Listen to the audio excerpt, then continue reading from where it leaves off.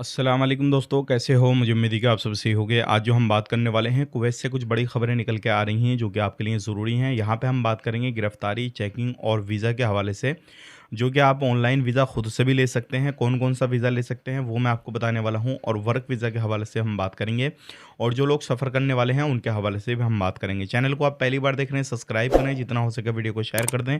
Comment box में अपनी राय बताएँ, आप वीडियो कहाँ से देख पा रहे हैं। सबसे पहली खबर की तरफ बढ़ते हैं। कुवैत के अंदर इस टाइम पे अलग-अलग जगहों पे छापामारी हो रही है और ध्यान रखिए ये चीज़ें तो कभी ज़्यादा कभी कम होती ही रहती हैं, लेकिन सबसे इम्पोर्टेंट चीज़ ये है कि इसमें ऐसे लोग भी पकड़े जाते हैं जो सही अपना सिविल आईडी कार्ड रखते हैं, लेकिन फिर भी पकड़े जाते हैं। रीज़न क्या होता है? बहुत सारे ऐसे लोग पकड़ने के बाद में उन पे जुर्माने लगते हैं, छोड़ दिया जाता है। बहुत सारे लोग ऐसे होते हैं जिनके ऊपर कुछ छोटे-मोटे जो है फ़ाइन वगैरह लगने के बाद में उनको फिर छोड़ दिया जाता है। लेकिन कुछ ऐसे होते हैं जिनको छोड़ा नहीं जाता, डायरेक्टली उनको डिपोर्ट करने की तैयारी हो जाती है, उनको ब्लैक लिस्ट किया जाता है।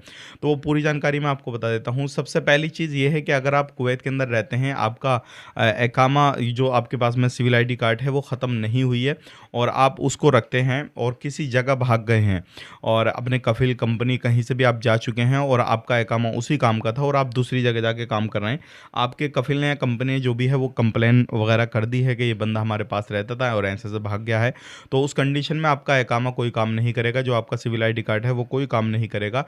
वहाँ पे आपको जेल के अंदर जाना पड़ेगा और फिंगर करके आपको डिपोर्ट किया जाएगा।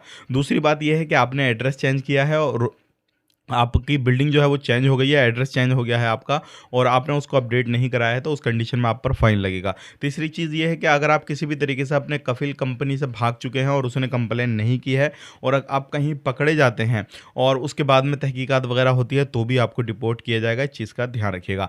अब बात कर लेते हैं, 3 तरीके के वीज़ा ऐसे हैं जिनको आप ऑनलाइन अप्लाई कर सकते हैं, जिनमें किसी भी तरीके से ज़्यादा डॉक्यूमेंट्स वगैरह की भी ज़रूरत नहीं है और बहुत ईज़ी है। ऑनलाइन ईज़ी तरीके से आप वेबसाइट पे जाके गवर्नमेंट की ऑनलाइन आप उनको अप्लाई कर सकते हैं। सबसे पहले टूरिस्ट वीज़ा, अगर आप घूमने-फिरने के जो है शौकीन हैं, तो आप ज़रूर जो है कुवैत जा सकते हैं और आपको टूरिस्ट वीज़ा मिल जाएगा। 3 महीने का वैलिडिटी उसकी रहेगी और आपके पासपोर्ट के अंदर वैलिडिटी 6 महीने के पासपोर्ट की होनी चाहिए।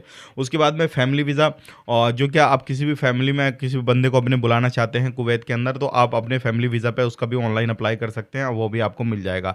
आपके पासपोर्ट की वैलिडिटी जो है वो 6 महीने से ज़्यादा की होनी चाहिए। तीसरा जो है वो कॉमर्शियल वीज़ा, आप इस पे भी जो है सेम कंडीशन है कि आप इसको भी ऑनलाइन अप्लाई कर सकते हैं। जो डॉक्यूमेंट्स चाहिएंगे वो सारे डॉक्यूमेंट्स आप सबमिट कीजिएगा ऑनलाइन और उसके बाद में वीज़ा मिल जाएगा। इसकी भी वैलिडिटी 6 महीने की आपके पासपोर्ट के अंदर होनी चाहिए।